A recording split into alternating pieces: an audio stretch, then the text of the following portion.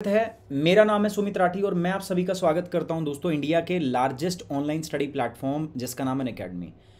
प्यारे बच्चों, थोड़े दिन पहले अगर आपको ध्यान हो तो एक टॉपिक हमने किया भी था, अपना जो मॉर्निंग करंट अफेयर का हमारा सेशन होता है उसके अंदर में मैंने इसके बारे में डिस्कस किया था। करंट अफेयर का जो सेशन हमारा यूपीएससी 101 के ऊपर होता था, उस सेशन के अंदर मैंने डिस्कस किया था आपसे कि क्या प्रोविज़न है डेटा प्रोटेक्शन बिल के, ठीक है, और किस प्रकार से डेटा प्रोटेक्शन बिल के ऊपर में एक रीसेंट आपकी जॉइंट पार्लियामेंट्री कमेटी की एक रिपोर्ट आई है।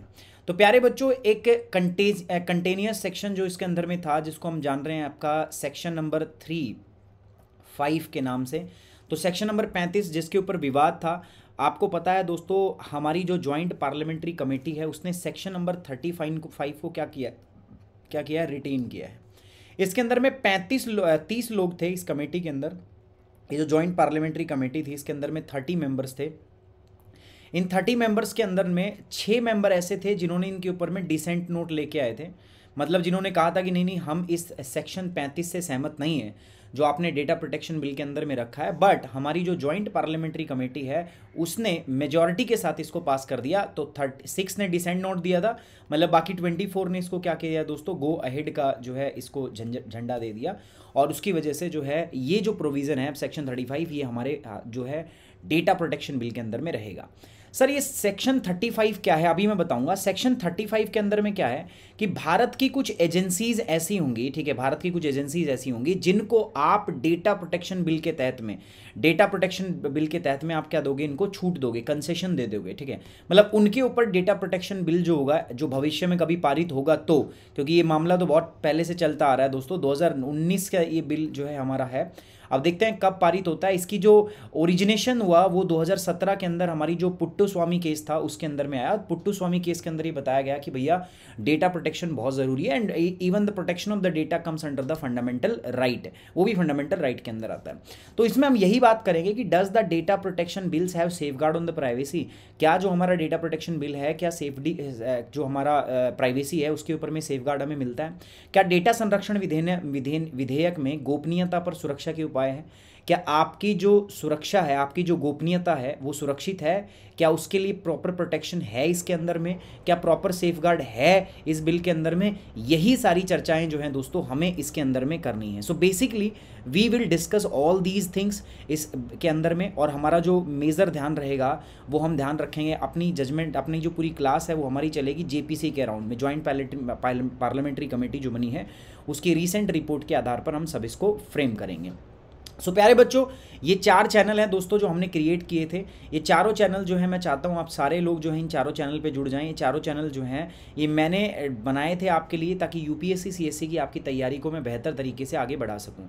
तो अगर आप मेरे और मेरी पूरी टीम के साथ जुड़ना चाहते हैं दोस्तों तो आपको मुझे इन चारों चैनल पर फॉलो करना है। ये 4 चैनल है। ज्योग्राफी 101 रिसेंटली अभी इसके ऊपर में क्लाइमेटोलॉजी का कोर्स चल रहा है मेरा, ठीक है। शाम को 6 बजे क्लास होती है 6 PM के। जिन बच्चों ने नहीं देखा है जाके क्लाइमेटोलॉजी वो यहाँ पे देख सकते हैं। दूसरी बात मैं करता हूँ दोस्तों यूपीएससी 101, ठीक है। यूपीएससी 101 इसके ऊपर में हमारा यूपीएससी का फुल कोर्स चलता है। करंट अफेयर ये जो चैनल है दोस्तों this is exclusive for the current affairs के लिए है आपका। इसके अलावा अगर मैं बात करता हूँ दोस्तों NCERT, this channel is for the NCERT. ये एनसीईआरटी को हम इस चैनल पे करते हैं। इसके अलावा आप मेरे साथ अनअकैडमी ऐप पर भी जुड़ सकते हैं। अनअकैडमी ऐप पर अगर आप मेरे साथ जुड़ना चाहते हैं तो आपको बस मुझे अनअकैडमी पे सुमित कुमार के नाम से जाके ढूंढना है और मुझे एक बार फॉलो कर लेना है।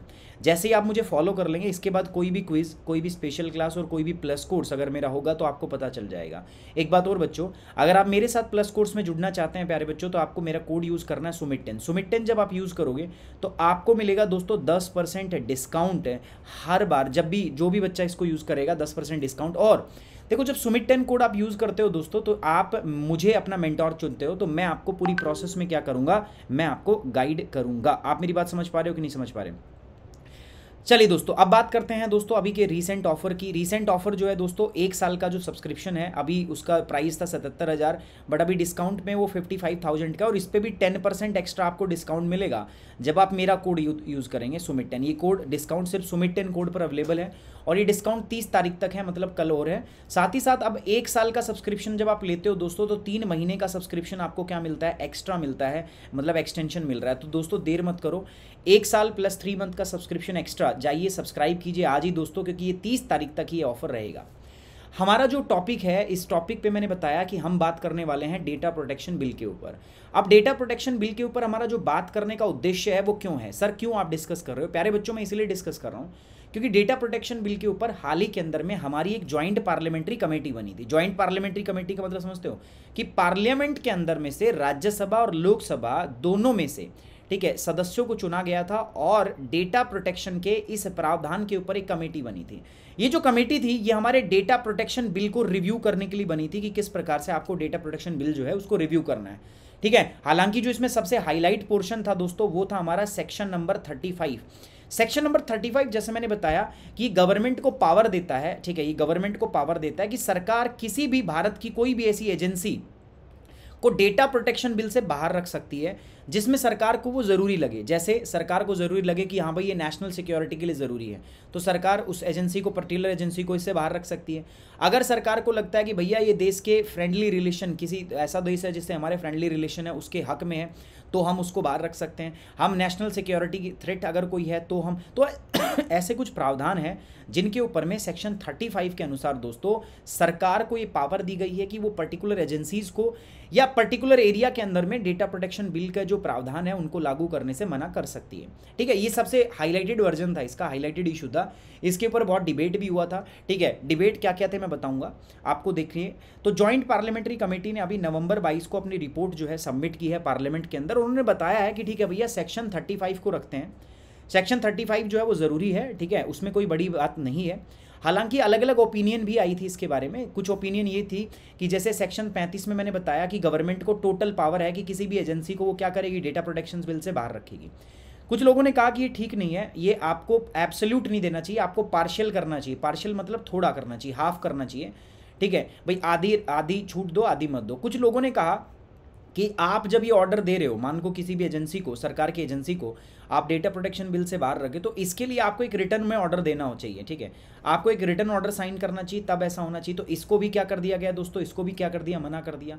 तीसरा बोला गया कि भैया जब भी आप ऐसा करते हो कि किसी एजेंसी को डेटा प्रोटेक्शन बिल से बाहर रखते हो तो आपको उसके ऊपर में एक जुडिशियरी ओवरसाइट रखना पड़ेगा, ठीक है। मतलब आप कोई ऐसा पैनल बनाओ जिसमें जजेस हों सुप्रीम कोर्ट और हाई कोर्ट के, और वो उस बात की जांच करें कि हाँ डेटा प्रोटेक्शन बिल का उल्लंघन नहीं हुआ। लेकिन ये किसी भी बात को दोस्तों इस जजमेंट के अंदर में एक्सेप्ट नहीं किया गया।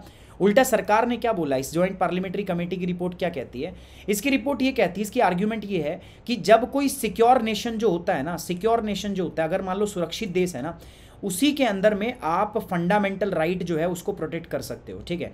फंडामेंटल राइट को आप तभी प्रोटेक्ट कर सकते हो जब देश आपका क्या होगा, सिक्योर होगा। और देश को सिक्योर बनाने के लिए ज़रूरी है कि इस प्रकार की छूट जो है सरकारी एजेंसी को दी जाए।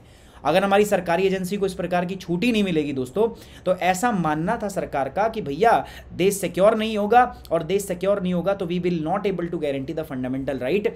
किसी भी देश के अंदर में फंडामेंटल राइट मैक्सिमम तभी सिक्योर किए जा सकते हैं जब आपके देश के अंदर में क्या हो, आपके देश में नेशनल सिक्योरिटी हो। आरजू इतनी देर से मैं क्या बता रहा हूँ, सेक्शन 35 के अंदर में गवर्नमेंट के पास में ये पावर थी कि वो किसी भी एजेंसी को डेटा प्रोटेक्शन बिल से बाहर रख सकती है, ठीक है। यही तो मैं इतनी देर से बीन बजा रहा हूँ, ठीक है। तो आप समझिए बात को, पूरी चीज़ को, ठीक है, यही मैं डिस्कस कर रहा हूँ। तो अभी हाल ही के अंदर में ज्वाइंट पार्लियामेंट्री कमेटी की रिपोर्ट आई है पर्सनल डेटा प्रोटेक्शन बिल के ऊपर में। व्यक्तिगत डेटा संरक्षण विधेयक पर संयुक्त संसदीय समिति ने 22 नवंबर को अपनी रिपोर्ट सौंपी सरकार को। अब इसके अंदर में जो मैं बात करना चाहूँगा, ये जो पर्सनल डेटा प्रोटेक्शन बिल 2019 है, इसके ओरिजिनेशन के बारे में बात करूँगा, कहाँ से मामला शुरू होता है, कैसे चल के आता है, आज यहाँ तक हम कैसे पहुँचे, ठीक है। तो जो पर्सनल डेटा प्रोटेक्शन बिल है ना दोस्तों, ये सुप्रीम कोर्ट की एक जजमेंट पे बेस्ड है। सुप्रीम कोर्ट ने जजमेंट दी थी, उसके बाद में सरकार ने इस बिल के ऊपर में काम करना शुरू किया। और वो जजमेंट कौन सी थी दोस्तों, Puttaswamy versus union of India case. बहुत इंपॉर्टेंट है दोस्तों, ये सुप्रीम कोर्ट की जो जजमेंट है, ये सुप्रीम कोर्ट का जो केस है दोस्तों 2017 के अंदर में, ये बहुत बहुत इंपॉर्टेंट है। This is important for the right to privacy, and by this particular judgment supreme court ने इस बात को एस्टैब्लिश किया कि yes, privacy, right to privacy is a fundamental right. The court decided in August 2017 the privacy is a fundamental right under Article 21 of the Constitution. इसी judgement के दौरान अगस्त 2017 में हमारे कोर्ट ने डिसाइड किया कि भाई yes, right to privacy is a fundamental right. Right to privacy एक मौलिक अधिकार है जो अनुच्छेद नंबर 21 के द्वारा संरक्षित किया जाता है। The court also stated that the privacy of personal data and fact is an essential component of the right to privacy. ठीक है, ये बात यहाँ पे बोली दोस्तों। ठीक है, चलिए आगे बात करते हैं। उन्होंने कहा कि जो पर्सनल डेटा होता है आपका, ठीक है, दैट इज इंपॉर्टेंट। अगर आपको किसी भी व्यक्ति के राइट टू प्राइवेसी को प्रोटेक्ट करना है तो आपको उसके पर्सनल डेटा को क्या करना पड़ेगा, प्रोटेक्ट करना पड़ेगा। तो पर्सनल डेटा प्रोटेक्शन बिल 2019 में पुट्टुस्वामी बनाम भारत संघ मामले में सुप्रीम कोर्ट के 2017 के फैसले पर आधारित है, जिसमें गोपनीयता को मौलिक अधिकार के रूप में मान्यता दी गई। कोर्ट ने अगस्त 2017 में फैसला दिया कि संविधान के अनुच्छेद 21 के तहत जो आपका निजता यानी गोपनीयता, ठीक है, राइट टू प्राइवेसी जो है वो एक मौलिक अधिकार रहेगा आर्टिकल 21 के अंतर्गत में। कोर्ट ने यह भी कहा कि व्यक्तिगत डेटा तथा तथ्यों की गोपनीयता निजता के अधिकार का एक अनिवार्य घटक है। राइट टू प्राइवेसी का एक क्या है दोस्तों, इंपॉर्टेंट घटक है, उसका एक इंपॉर्टेंट यहाँ पे भाग है। अब हम आगे बढ़ेंगे दोस्तों, हम बात करेंगे what has JPC left untouched, मतलब किस चीज़ पे जेपीसी ने बात नहीं की। मतलब जेपीसी जो है जॉइंट पार्लियामेंट्री कमेटी हमने बनाई क्यों थी? देखो पहली बात हमने बनाई थी सेक्शन 35 को रिव्यू करने के लिए। सबसे बड़ी हाईलाइट इसकी सेक्शन 35 ही है दोस्तों। कुछ और भी बातों पे बात हुई थी, जैसे सेक्शन नंबर 12 के ऊपर बात हुई थी, ठीक है, तो इन्होंने इनको छेड़ा ही नहीं, अनटच रखा बिल्कुल। बल्कि जॉइंट पार्लियामेंट्री कमेटी ने जो जजमेंट दी वो जजमेंट किसके ऊपर दी दोस्तों, अपने सोशल मीडिया के ऊपर इन्होंने जजमेंट दी। आपको याद नहीं है, मुझे पता है, ठीक है आरजू, आपको भी याद नहीं होगा, मैं I am 100% sure about that. जब मैंने मॉर्निंग करंट अफेयर के अंदर में टॉपिक आपके साथ डिस्कस किया था तब मैंने बताया था आपको, ठीक है। आप लोग थोड़ा ध्यान कम देते हो चीज़ों के ऊपर में, ठीक है, और बाद में फिर वही चीज़ें आपको परेशान भी करती हैं, ठीक है। क्लास देखना जो है ना, किसी भी लेक्चर को अटेंड करना बस इतना ही नहीं है कि आप देख रहे हो, ठीक है। देखना समाधान नहीं है कि आपकी यूपीएससी निकल जाएगा दोस्तों। आपको चीज़ों को कंसोलिडेट करना पड़ेगा, आपको अपने अंदर में इनको उतारना पड़ेगा। आप मेरी बात समझ पा रहे हो कि नहीं समझ पा रहे? आरजू प्रेजेंट और गई प्रेजेंट है आरजू या नहीं, चले गए आप?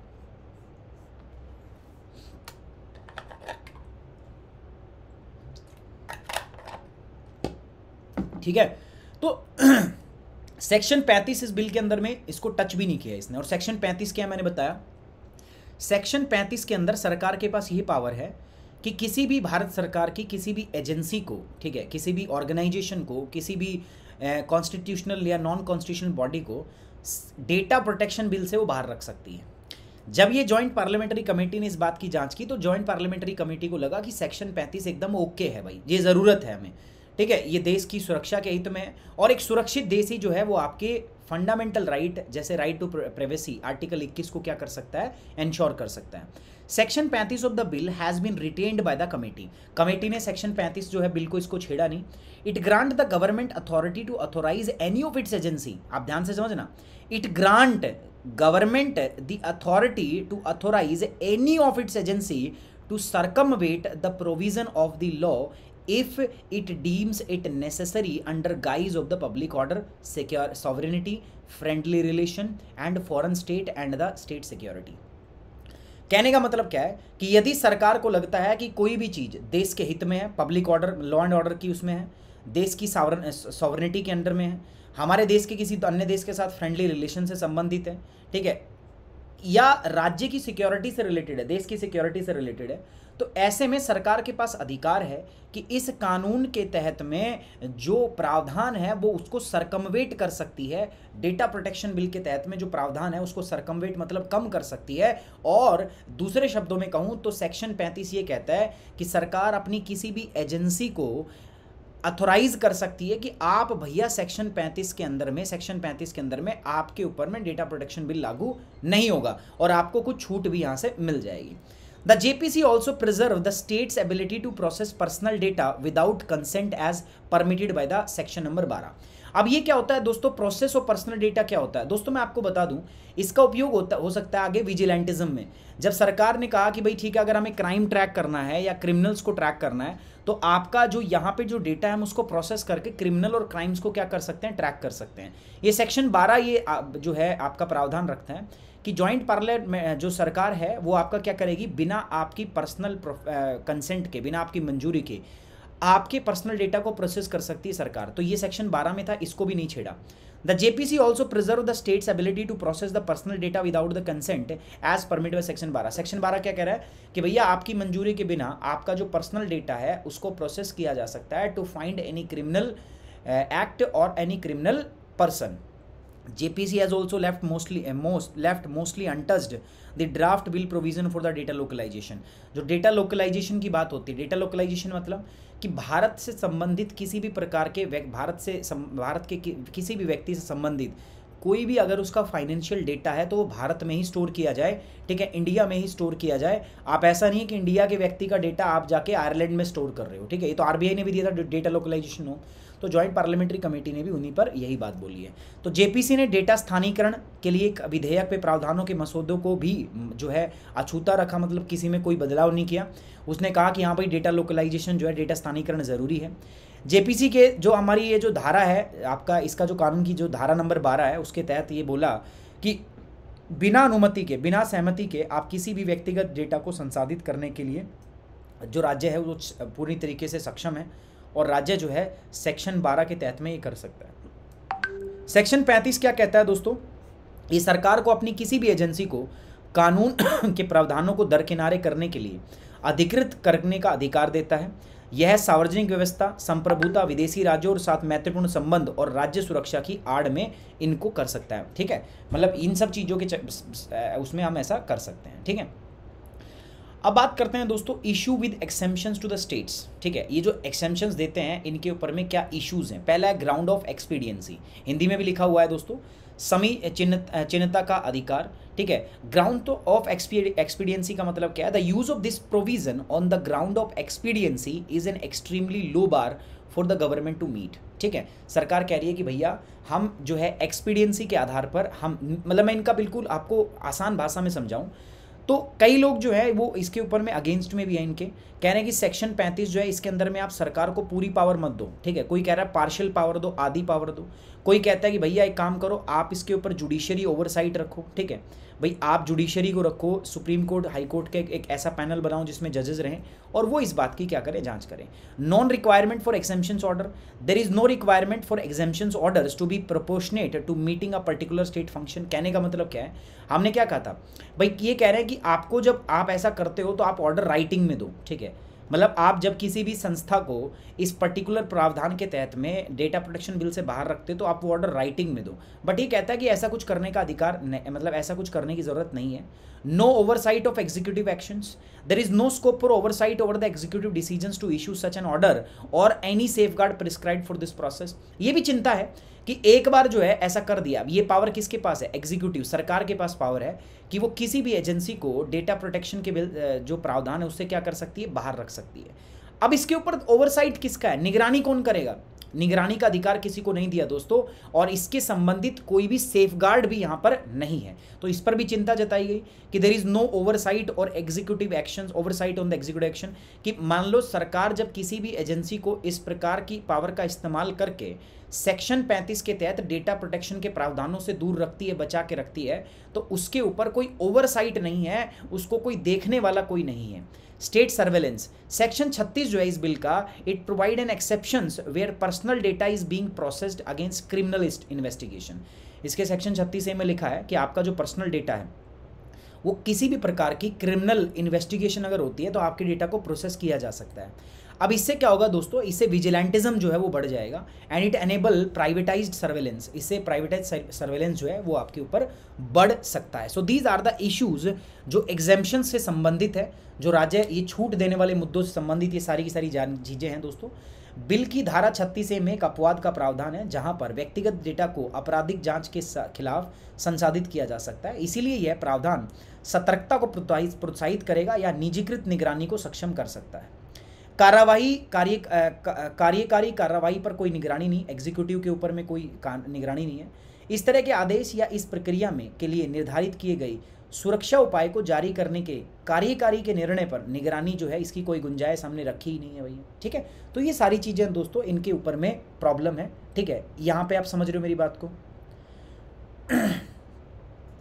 ये बात आपको समझ में आ रही है कि नहीं आ रही दोस्तों? सिंपल देखो, मैं आपको एक बात बता रहा हूँ, हमारे यहाँ डेटा प्रोटेक्शन बिल आया 2019 के अंदर में, ठीक है। उसके ऊपर में एक जॉइंट पार्लियामेंट्री कमेटी बनाई है सरकार ने, उसकी रिपोर्ट आई है, ठीक है। और उस रिपोर्ट के अंदर में ऐसी उम्मीद थी कि कुछ प्रावधानों को बदला जाएगा, जैसे सेक्शन नंबर मैंने बताया 35 को बदला जाएगा, नहीं बदला गया। सेक्शन नंबर 12 को बदला जाएगा, नहीं बदला गया।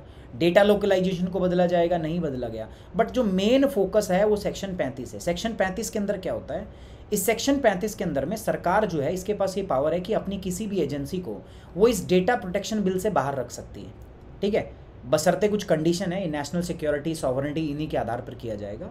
तो अगर ऐसा सरकार करती है, अब उसका विरोध क्या है, उसका विरोध ये है कि भाई सरकार को एक रिटर्न ऑर्डर देना चाहिए। जॉइंट पार्लियामेंट्री कमेटी ने मना कर दिया कि नहीं ऐसी कोई ज़रूरत नहीं है। सरकार को ऐसे डिसीजंस जब सरकार लेती है तो उसके ऊपर में एक निगरानी करने वाला कोई जुडिशरी ऑर्गेनाइजेशन होना चाहिए। सर इसने जॉइंट पार्लियामेंट्री कमेटी ने कहा नहीं उसकी भी कोई ज़रूरत नहीं है। इन्होंने कहा कि पूरी जो है सरकार को पावर मत दो, आधी पावर दे दो सरकार को। जॉइंट पार्लियामेंट्री कमेटी ने कहा ये भी गलत बात है। और साथ में जॉइंट पार्लियामेंट्री कमेटी ने एक और बात बोली कि कोई भी सिक्योर नेशन जब होता है ना, तो वही अपने देश के अंदर में फंडामेंटल राइट और जो आपके सिटीजन है उनके राइट्स को प्रोटेक्ट कर सकता है, इसीलिए ज़रूरी है। इसीलिए ये प्रावधान ज़रूरी है। ये जो एक्सेप्शनल पावर हमने सरकार को दी है, ये सरकार को पावर देना ज़रूरी है। मेरे हिसाब से अब समझ में आ जाना चाहिए सभी को। अगर समझ में आ रहा है कमेंट बॉक्स में ओके की रिपोर्ट लिख देंगे सारे के सारे बच्चे। लाइक और शेयर, ये तो दो काम करने ही है। अब सर हम बार बार डेटा प्रोटेक्शन बोल रहे हैं। So what exactly is the data protection and what is the personal data. तो पर्सनल डेटा क्या है दोस्तों, personal data and non personal data, ये दो प्रकार की कैटेगरीज होती हैं डेटा के अंदर। पहला पर्सनल, दूसरा नॉन पर्सनल। पर्सनल डेटा में क्या क्या आता है दोस्तों, इसके अंदर में आता है आपका दोस्तों जो आपकी आइडेंटिटी को जो है आपके ट्रेट्स को, आपकी कैरेक्टरिस्टिक्स को एट्रीब्यूट करने के लिए यूज़ किया जाए। मतलब कोई भी आपका ऐसा डेटा जो आपकी आइडेंटिटी या आपके किसी प्रकार के ट्रेट को एट्रीब्यूट कर रहा है, आपके किसी प्रकार के ट्रेट को दिखा रहा है, उसको हम पर्सनल डेटा बोलते हैं। Personal data refer to identity, characteristics, trait और attribute that can be use to identify an individual, जिसके आधार पर आप किसी एक व्यक्ति को पहचान सकते हो, उसको बोलते हैं पर्सनल। नॉन पर्सनल डेटा जो है they are include aggregate data that can not be use to identify the individual, इसके आधार पर आप किसी व्यक्ति को पहचान नहीं कर सकते उसकी, ठीक है। आप बात समझ रहे हो भाई। पर्सनल डेटा वो जिसके आधार पर आप किसी व्यक्ति की पहचान कर सकते हो, और नॉन पर्सनलाइज वो कि ये डेटा आप इकट्ठा तो कर रहे हो बट इसके आधार पे आप किसी की पहचान यहाँ पर आप नहीं कर पा रहे हो, ठीक है। आप मेरी बात समझ रहे हो। While an individual's own location is considered personal data, जैसे आपकी इंडिविजुअल लोकेशन आजकल ऐप में मांगते हैं ना वो लोकेशन, तो लोकेशन जो हो आपकी वो पर्सनल डेटा आती है। Information derived from multiple driver location which is frequently used to analyze traffic flow is considered as a non-personal data। अब इसी का जो है प्रोटेक्शन पर्सनल डेटा प्रोटेक्शन के अंदर आता है। Data protection refer to the policy. अब डेटा प्रोटेक्शन क्या होता है सर, इसका मतलब होता है ऐसी पॉलिसी जो सरकार बनाए या ऐसे प्रोसीजर, ऐसी प्रक्रियाएं सरकार जो बनाए, इनका उद्देश्य क्या हो, aim to minimise intrusion into an individual privacy, जिससे एक व्यक्ति की जो निजता है, ठीक है, उसकी जो प्राइवेसी है उसके अंदर में कम से कम सरकार ताक झांक करे, कम से कम उसमें इंट्रूजन करे, cause by collection and use of the personal data, ठीक है। आप मेरी बात समझ रहे। तो data protection refers to the policies and procedures aimed at minimising the intrusion into an individual privacy caused by the collection and use of the personal data. ये है आपका डेटा प्रोटेक्शन का मतलब। सो डेटा संरक्षण नीतियों और प्रक्रियाओं को संदर्भित किया जाता है। इसका उद्देश्य व्यक्तिगत डेटा के संग्रह और उपयोग के कारण किसी व्यक्ति की गोपनीयता में घुसपैठ को कम करना है। पर्सनल डेटा क्या क्या होता है ये हमने बता दिया। अच्छा, कुछ कमेटी की और भी बातें हैं, ठीक है। जैसे मैंने आपको बताया कमेटी ने कुछ और भी सजेशन दिए। जैसे कमेटी का सजेशन किस पे था, सोशल मीडिया पे।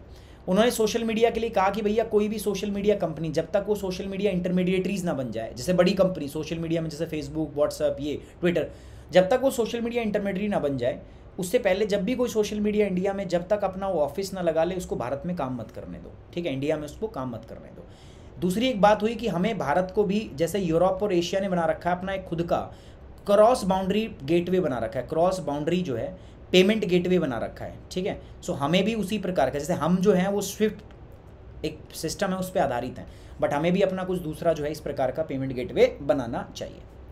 Has the ambit of the bill been changed, क्या इस बिल का कुछ एम्बिट जो है वो चेंज हुआ है।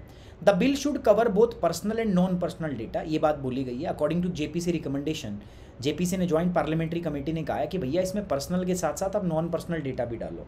नॉन पर्सनल डेटा जो है इसके अंदर में कौन कौन से डेटा आएंगे, जैसे ट्रैफिक का डेटा हो गया जो गूगल मैप कलेक्ट करता रहता है, और ऐसी ही संबंधित जानकारियाँ। JPC has also even suggested renaming the bill. JPC ने बोला कि इसका नाम भी बदल दो।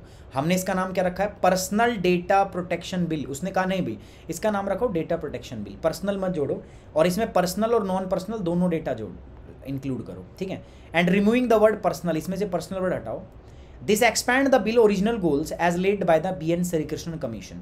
और आपको पता होना चाहिए कि सरकार ने कमेटी भी बनाई थी किसके ऊपर में, आपका डेटा प्रोटेक्शन के ऊपर में, और वो कमेटी किसके अध्यक्षता किसने की थी, BN श्रीकृष्णा, ठीक है। तो इसीलिए इसको BN श्रीकृष्णा कमीशन भी हम बोलते हैं। सो ये कह रहे हैं कि भैया इस कमेटी की आप अगर बात मानना चाहते हो ना, तो आपको पर्सनल डेटा प्रोटेक्शन का नाम बदल के डेटा प्रोटेक्शन बिल रखना चाहिए, पर्सनल शब्द को इसमें से हटा दो, तभी इस बिल का एम्बिट जो है वो आपका इंक्रीज होगा, ठीक है। तो ये था दोस्तों ये टॉपिक हमारा। बाकी मैं आपको बता दूं दोस्तों, अनअकैडमी पे बहुत अमेजिंग ऑफर अभी चल रहे हैं। अभी आप अनअकैडमी के साथ जुड़ोगे दोस्तों तो you will get the 25% discount जब आप प्लस कॉम्बो ज्वाइन करते हैं, ठीक है। जब आप प्लस कॉम्बो ज्वाइन करेंगे ना, सो आपको मिलेगा अनअकैडमी के ऊपर में दोस्तों 25% डिस्काउंट, साथ साथ में 2500 रुपये और भी आपको डिस्काउंट मिल रहे हैं। देखो ये पुराना प्राइस था 7700, फिर ये 57,000 हुआ, अभी ये नया प्राइस है, और इसके ऊपर में भी आपको बस सुमित 10 कोड लगाना है और आपको मिलेगा दोस्तों और भी अधिक डिस्काउंट है, ठीक है। जिस बच्चे को ज्वाइन करना है आप मुझे मेल कर सकते हो और फटाफट इसको ज्वाइन कर लो दोस्तों 30th तक। जिन बच्चों को लोन करना है दोस्तों, उनको मैंने बताया है मेरे यूट्यूब चैनल के किसी भी वीडियो के डिस्क्रिप्शन बॉक्स को आप खोल के देखोगे तो उसके अंदर में गूगल फॉर्म दिया हुआ है, गूगल फॉर्म को भर दो, आपके पास कॉल आ जाएगा, या आपको इमीडिएट करना है, जल्दी से जल्दी करना है तो आप सीधी बात है आप मुझे मेल कर दो। जिस बच्चे को 30 तारीख तक ये फ़ायदा उठाना है इसका, आप मुझे मेल कर देंगे फटाफट, आपका लोन जो है मैं 1 दिन के अंदर में मैं आपका लोन जो है कंप्लीट करा दूंगा।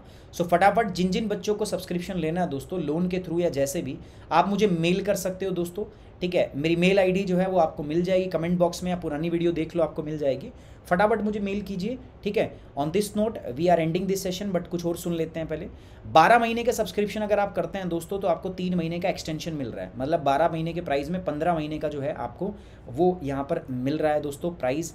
इसके अलावा दोस्तों मैं आपको बता दूं, आप मेरे साथ में 2 प्रकार के सब्सक्रिप्शन में जुड़ सकते हैं, प्लस और आइकॉनिक। प्लस में जब आप जुड़ते हैं तो आप मेरा कोड यूज़ करेंगे सुमित 10। सुमित 10 कोड यूज़ करने से दोस्तों आप सारी लाइव क्लास देख सकते हैं, वीकली टेस्ट होगा आपका, स्ट्रक्चर कोर्स होगा बहुत ज़्यादा, और आप अनलिमिटेड एक्सेस ले सकते हैं, मतलब क्लासेस की कोई वो नहीं है सीमा, आप अनलिमिटेड क्लासेस जो है मेरे साथ में मिलकर कर सकते हैं। कुछ बच्चे ऐसे कहते हैं सर हमें पर्सनल गाइडेंस चाहिए, जिनको पर्सनल गाइडेंस चाहिए, ठीक है, वो मेरे साथ में आइकॉनिक प्रोग्राम के द्वारा जुड़ सकते हैं। इसमें पर्सनल गाइडेंस मिलता है, साथ साथ में आपको अनअकैडमी की तरफ से एक स्टडी प्लानर जो है ये भी मिलता है। बट दोनों में आपका कोड क्या रहेगा, सुमित 10, ठीक है। तो सुमित 10 कोड यूज़ करेंगे और ज्वाइन करेंगे आज ही अनअकैडमी को। दोस्तों कुछ बच्चे सिर्फ GS का ज्वाइन करना चाहते हैं, तो GS की फीस ये है, this is for the 6 month, ठीक है। आपने मेरा कोड लगाया 10% डिस्काउंट हो गया, देखो ये था 1 साल के लिए 49,500, आपने मेरा कोड लगाया 10% डिस्काउंट 44,500, तो सब पे आपको 10% डिस्काउंट मिलेगा जब आप मेरा कोड यूज़ करेंगे सुमित 10। इसी प्रकार जब आइकॉनिक की बात करते हैं तो आइकॉनिक पे भी जब आप सुमित 10 कोड यूज़ करते हैं दोस्तों तो आपको मिल रहा है दोस्तों 10% डिस्काउंट। 1 साल की फीस थी, आपको डिस्काउंट मिला 10%, ये हो गया। 2 साल का था, डिस्काउंट ये हो गया, ठीक है। आप आइकॉनिक के अलावा आप GS के अलावा ऑप्शनल भी जुड़ सकते हो। 19 ऑप्शनल सब्जेक्ट्स हैं जो अनअकैडमी आपको दे रहा है। ये ऑप्शनल सब्जेक्ट्स कौन से हैं, ये रहे 19 ऑप्शनल सब्जेक्ट्स हैं। 1 साल की फीस है 27,500, बट आप जब मेरे साथ जुड़ोगे तो आप मेरा कोड लगाओगे सुमित 10 और आपको ये कोर्स मिलेगा सिर्फ 24,750 रुपये के अंदर। तो गाइस देर मत कीजिए, आज ही जाइए सब्सक्राइब कीजिए, और बेस्ट ऑफर है कॉम्बो के ऊपर, प्लस कॉम्बो। सो आज ही प्लस कॉम्बो ज्वाइन कीजिए। मिलते हैं दोस्तों नेक्स्ट क्लास में। On this note we are ending this session. Thank you very much, take care, bye bye, जय हिंद।